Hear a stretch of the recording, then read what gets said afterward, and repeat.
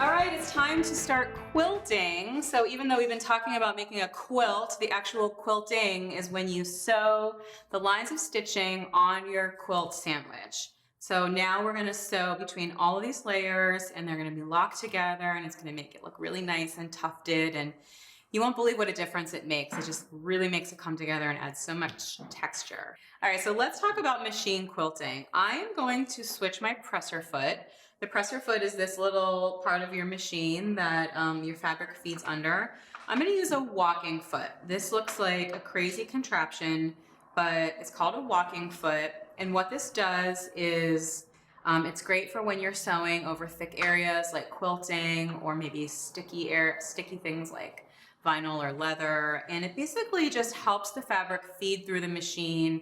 On a normal presser foot, you can get a little bit of drag on your fabric. So when you've got layers like this, what can happen is you'll get a little bit of puckering on the top surface of your quilt because it's dragging a bit under the presser foot. And the walking foot reduces all of that drag. Most quilters would say you have to have a walking foot to quilt on your machine. You don't have to. If you're a beginner, you can use your regular presser foot. You might just want to adjust the tension on your machine and make the tension a little bit looser, but there's also a good chance you might get a little bit of puckering. You really might get a little puckering with your regular presser foot. So if you're going to use a regular presser foot, I really recommend the fusible batting, and just make sure you get the double-sided fusible batting, because when it's fused, that really helps to reduce some shifting. But you also might want to think about picking up a walking foot, because it's just one of those things that, like, the right tool really makes the job a lot easier. So I'm just going to pop this on my machine, take off my regular presser foot. And this little thing, you'll notice, is an extra attachment that I put on my foot.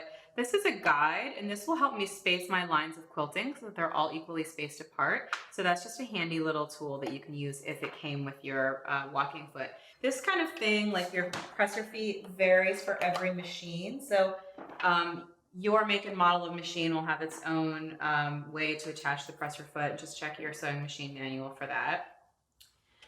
Make sure that you have plenty of thread and plenty of bobbin thread, because once you start quilting, we're going to be making really long lines, and it's such a downer to run out of bobbin thread in the middle of a seam. But if you do, you can just start the seam over. It's no big deal.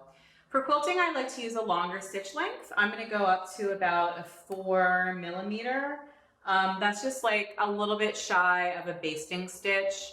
I think, you know, students always want to know exactly what stitch length to use. I personally think it's fine. Like, I'm really kind of not that technical about these things. I use my regular stitch length, the default set stitch length for all of my sewing. And then for quilting, I just take it up a little bit. So what I actually do is increase the stitch length and then sew a little sample piece and just make sure I like the way the stitch looks.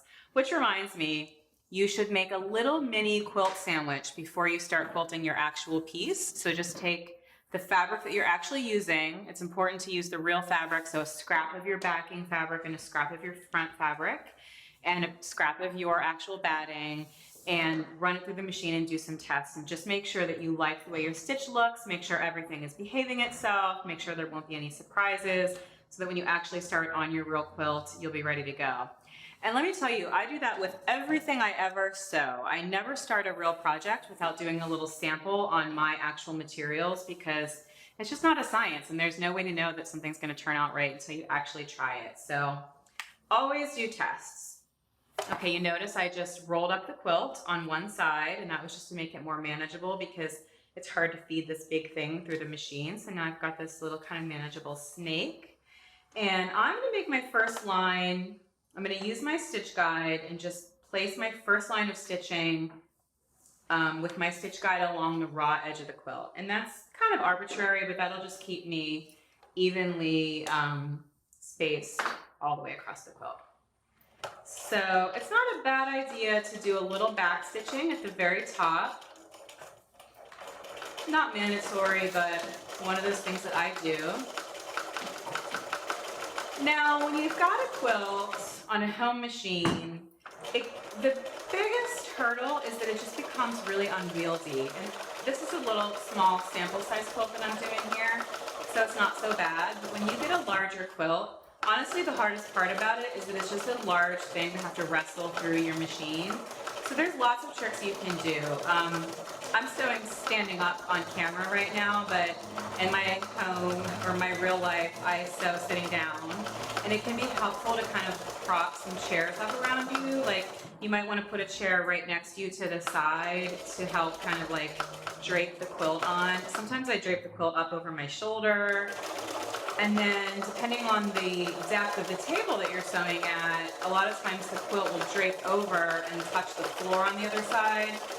So if my floor is dirty, which it usually is, I'll put some chairs on the other side of the table just to catch the quilt overflow. So you do need to kind of support the quilt as you go, because otherwise it can kind of get a little like out of control on you and your stitching can go crooked. So you really do want to take your time on this part of the process. All right, time for quilting line number 2. So what I'm going to do is use my stitch guide, and I'm just going to try to keep that stitch guide lined up with my previous line of stitching as I go. And otherwise, I'm just going to do exactly what I did before. Take a couple stitches, back stitch, and then I'm just going to zip along. And just depending again on the size of your quilt and how unruly it's being, you may need to do a lot of, sometimes when I'm quilting I have my hands up like this the whole time where I'm really kind of stretching it out as I go and keeping it flat, and other times it stays flat on its own. It's usually a little easier near the edge, and then once you get to the center it gets a little more cumbersome. Now I'm not worrying too much about following my guideline exactly. I kind of like it if my line looks a little crooked, because to me that just adds some charm and some homemade look. Like if you wanted a perfectly straight line, you could just go buy something. So what's the point of that? If you're making it, you want it to look homemade. So I personally like a little bit of imperfection. So I don't mind if my lines get a little funny. What I will do sometimes is like maybe after I've sewn like 5 lines of quilting, I'll stop and open it up and just do a parallel check and make sure I'm not like slowly veering off to one side, because that might kind of look a little funny when you're done. But otherwise, it's like, I don't sweat it.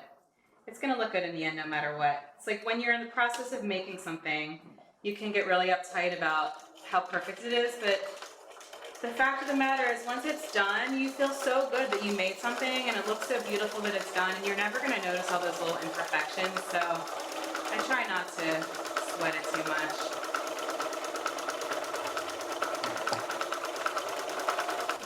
Okay, so again, I'm just using the guide on my presser foot to guide the width of my stitch lines.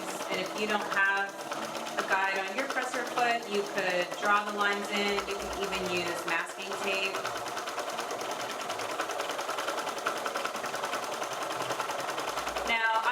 Continue doing this all the way across the quilt, and the only thing that's going to happen is as I continue to move to the left, I'm going to have to start unrolling from the left and rolling up from the right.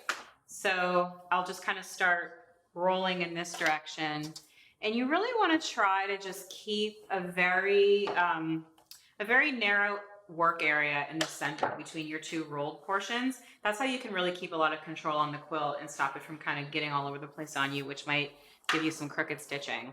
So I'm just kind of readjusting after every pass and keeping both sides rolled up. And that gives me a lot of control, a nice little work area.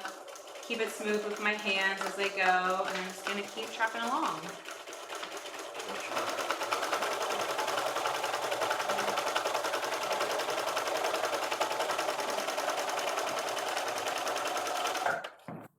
All right, it's time for the last row of quilting.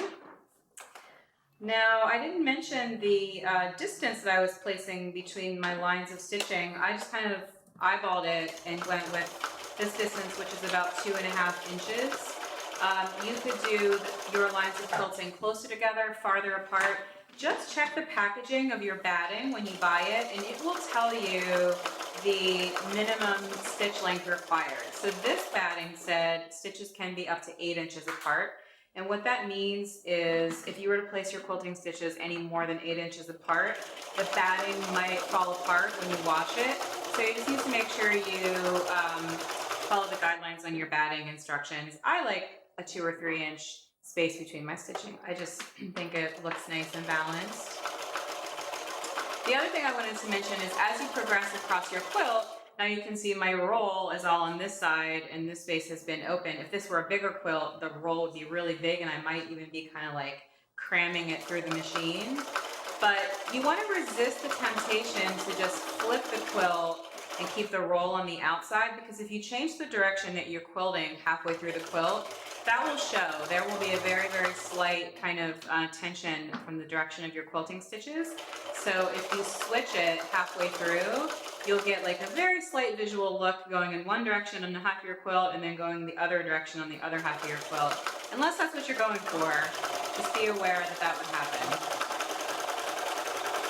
Okay, we made it. That didn't take very long at all. And now we're all quilted. It really adds a lot of dimension to get those lines of stitching on there. So the last step is to finish our raw edges with our quilt binding, and that's what we're gonna do next. It's time for the last step of finishing our quilt, which is the quilt binding. And that's how we finish off this raw edge. So that it looks nice and neat and it won't unravel. And the way we do that is that we use quilt binding. So I've got some here on a roll, and this is a binding that I purchased, and it's sold folded over in half. It's called a 2-fold. There's also, you sometimes find it where it's folded 3 times. So it's folded into the center and then folded on the edge. You can also make this yourself. I usually make my own because I often want it to be made out of one of the fabrics I'm using in my quilt. But making quilt binding it's a process. So for beginners, I think that it's definitely more manageable to start with purchased quilt binding. And this is not as simple as it looks. It might look like it's just a strip of fabric, but it's actually cut on the bias, which means it has a little bit of stretch. So if you did happen to have curved edges on your quilts, it would stretch around those curves really nicely. It also makes it a little stronger when it's cut on the bias. It makes it a little bit more of a durable finish. So when you've been loving your quilt for years and years and years, and it's been washed a million times, and you don't want to get any fraying on the edges, so the bias helps to prevent that. So let's talk about how to attach this quilt binding. There's a lot of ways to do this, and the purists and the pros get really perfectionist about this. My mom only sews her quilt bindings by hand because they look perfect that way and the stitches are invisible. But frankly, if I have to finish binding a quilt and I know it's going to take me 3 hours to sew the binding by hand, that quilt will sit in my closet for 10 years before I get around to sewing the hand sewing. So I like to do it on the machine. It's just get it done and get on with your life, right? All right, so this is my kind of beginner method for quilt binding. This is not really the purest method, but I think it works great for simple quilts. So we're going to start by cutting one length of binding that is as long as one side of your quilt. And we're just going to cut that. We don't need any extra for seam allowance. We're just cutting it exactly the same length. And then we're going to situate this with the raw edges of the folded binding against the raw edge of the quilt. So those raw edges will all be flush together. And then the folded edge of the binding is facing in. And important to note, I'm working on the back of the quilt. We're attaching this on the back. So back of the quilt, raw edges aligned. Now I'm just going to pin this down.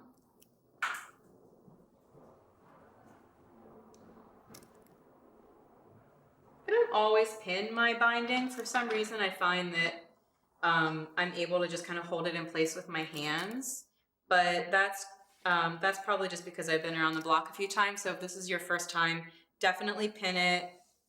Pinning will always help and never hurt, and it'll just keep everything nice and neat as you sew. Okay, so now I'm going to sew down this edge with a 1/4 seam allowance. I've still got my walking foot on the machine, and I'm going to leave it on because at this point there's a lot of thicknesses of fabric, so it's just going to help kind of navigate that thick fabric without any bunching or dragging. So I'm just using a 1/4 inch seam allowance. I'm just going to zip down this edge with a 1/4 inch seam allowance. I Again, always removing pins before you sew over them.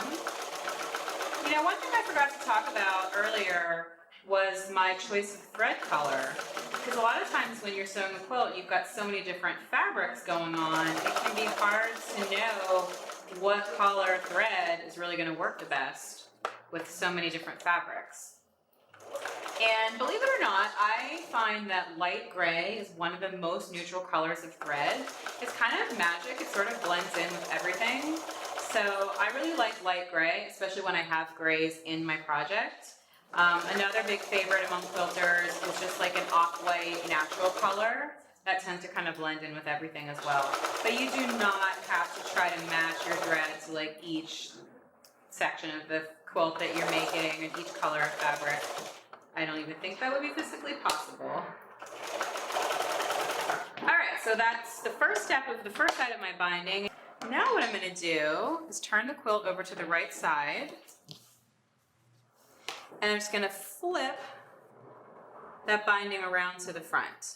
And that's going to be finished. So that's what's really neat about it, is that you start with this raw edge, and then we're going to flip it around, and we're just going to stitch down really close to the front edge, and it's going to be folded, or it's going to be finished on the front and back. So it's kind of magic. So for this, I'm going to start from this side, and I'm really just going to use my hands as I go with this. I don't press this first, I don't iron this first. It's just kind of one of those things that you need to adjust it by hand as you go. So I'm just going to roll up my quilt so it will fit inside my machine.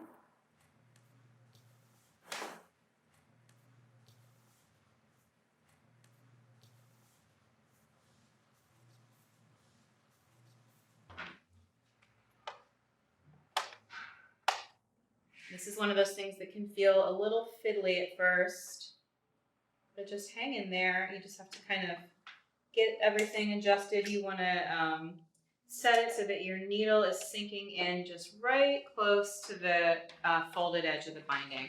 You want to get as close as you can to that edge without falling off the edge. And once you get started, it gets a little easier. And I'm really just kind of folding it as I go. I'm keeping my fingers very close to my work. I'm not holding it all the way down here. I'm holding it really close to the action of the machine. And my fingers are kind of acting as the pins in this case, so I've got a lot of control over it. And now the difference with this machine method is that you see this line of stitching on the front of the binding. And if you do your binding by hand, you can do invisible stitches. And you know, I kind of bought into that for many years, and that's definitely the more traditional way to do it. And then I was like, well, you see the stitching all over your quilt anyway. That's kind of the whole point of a quilt, is that there's stitching all over it. So what's the harm of seeing some stitching on your binding? So I think it's very liberating to do it on the machine and do it quickly and have your project done. I mean, I think that's part of what makes this such a great quick gift. I mean, I just can't count the number of times I've like needed a gift for a baby shower that was the very next day. And this is one of those things that you could wake up in the morning on Saturday and have it finished by Saturday night. And I always say, like, if I can choose between schlepping around shopping all day or being at home sewing, I will choose sewing any day of the week for a gift. So I think these make great little quick gifts.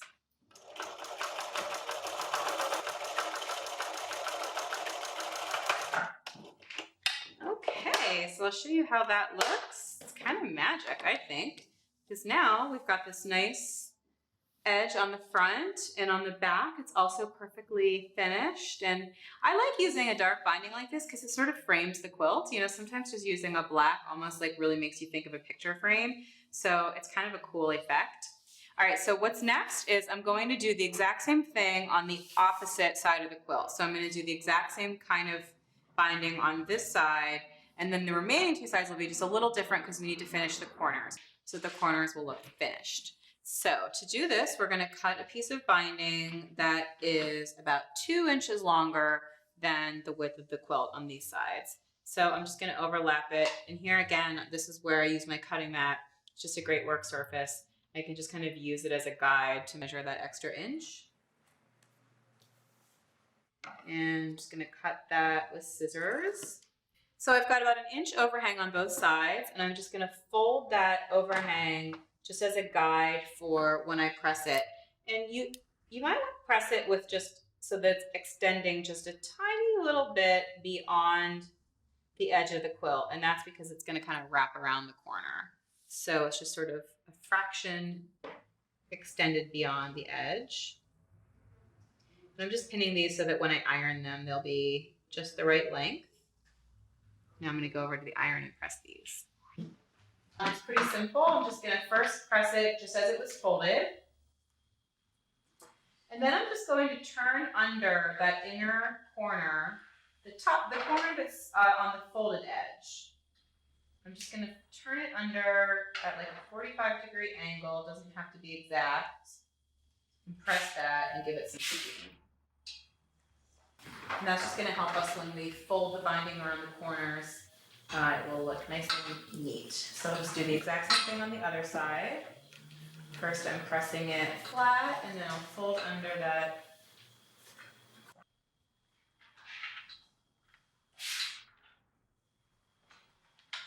Okay, that's it. So now we're going to sew this onto the quilt. And just as I did before, I'm just going to align the raw edges of the binding with the raw edges of the quilt. Pin it all in place.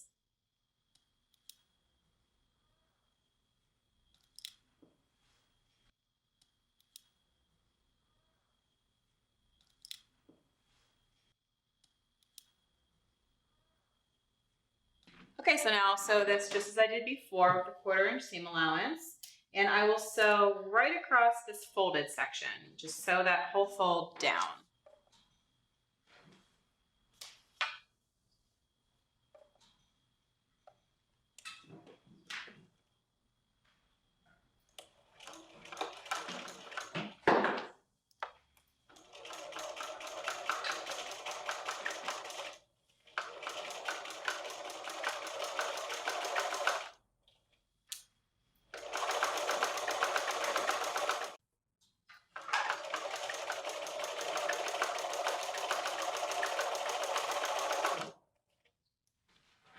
Okay, so I'm just going to finish off this last section.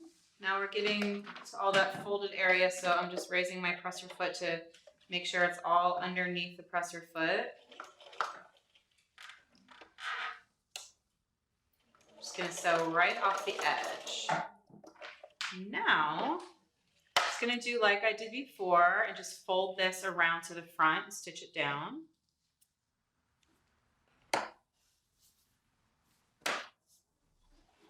So this is the same exact process as last time. What's going to happen is this folded edge will cover the other edge. And we've got a bit of overhang there, but I'm going to take a needle and thread and just by hand stitch down this little opening on the edge, and that'll kind of help to tuck it all in so it won't look like it's overhanging quite so much. And again, I'm just stitching really close to the edge.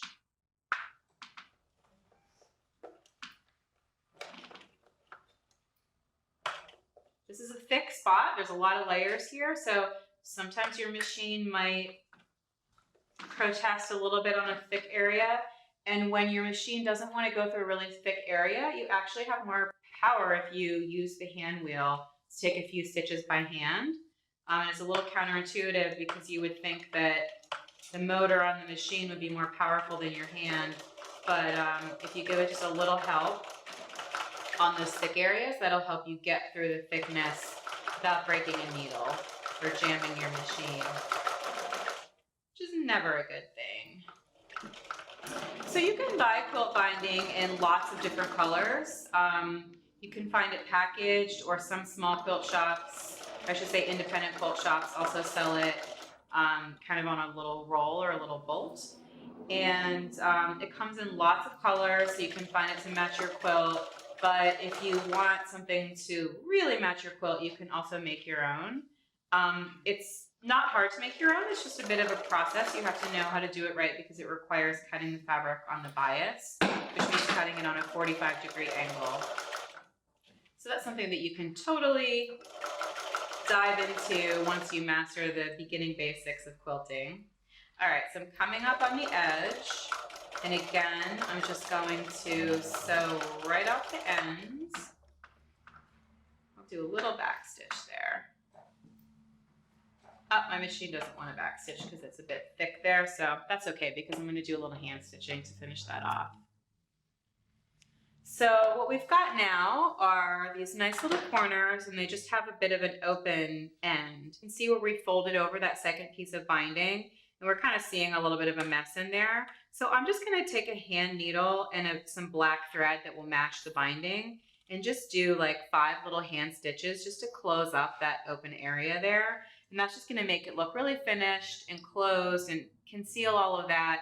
It'll also just kind of tuck in that little bit of overhang so that we'll have a nice looking corner. All right, so I'm finishing the last side of the binding. I've done just as I did for the previous side, cut it a little longer than necessary, folded under the 2 edges, and now I'm going to press those. So again, just pressing them once on the fold, and then folding under that top edge on a 45-degree angle and pressing that.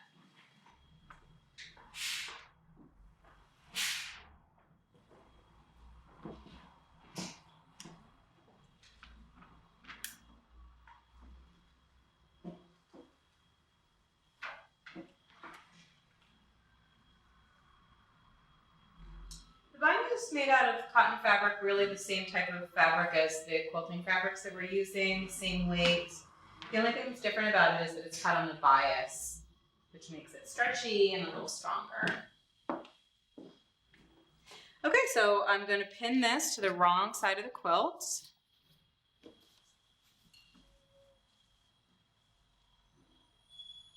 Just as I've been doing, raw edge to raw edge.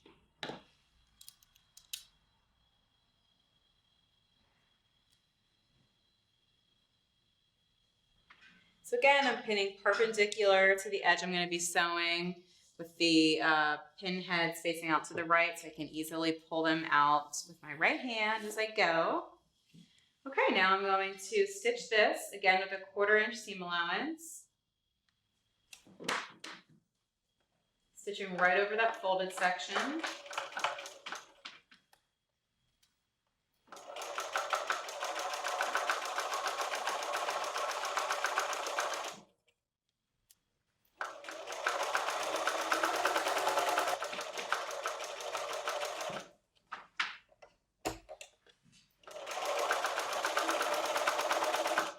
One thing about sewing a quilt is it's really nice if you can have a large work table because it's so nice to have space to spread out the quilt.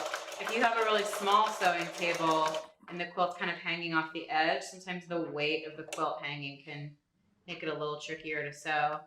So if you have the space, it's great to set up on a big table, even if it means taking over part of the house.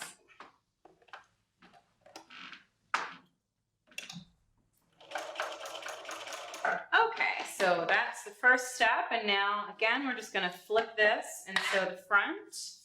So close I can taste it.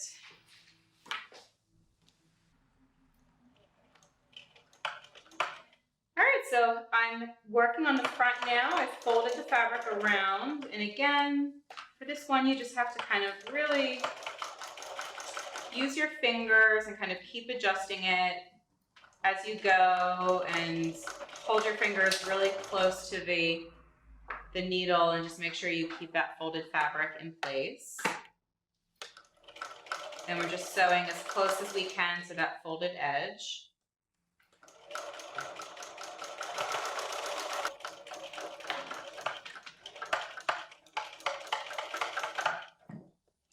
Okay, we did it. So all that's left is to hand sew these little corner spots, and I'll show you one of those.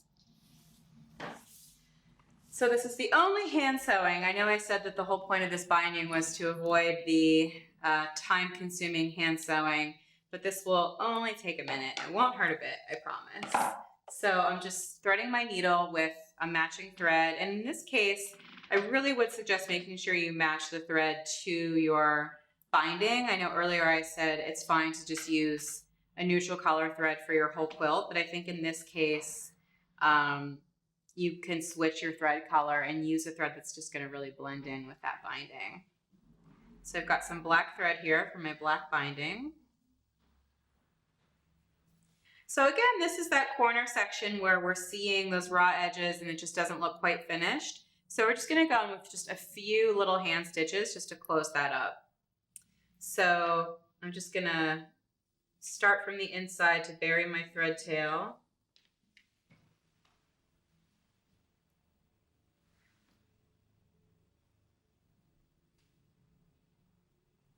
And I'm just taking a little whip stitch, and a whip stitch is just kind of an over under. It's like a circle shaped stitch where you're just kind of going over the edge. Okay, so I'm finishing the last stitch and knotting it off. And then I always just bury my thread by running the needle into the fabric. It doesn't want to go in. There we go. And then you can just trim the thread flush with the fabric. All right, so I just have to finish all 4 of these corners and then we are done.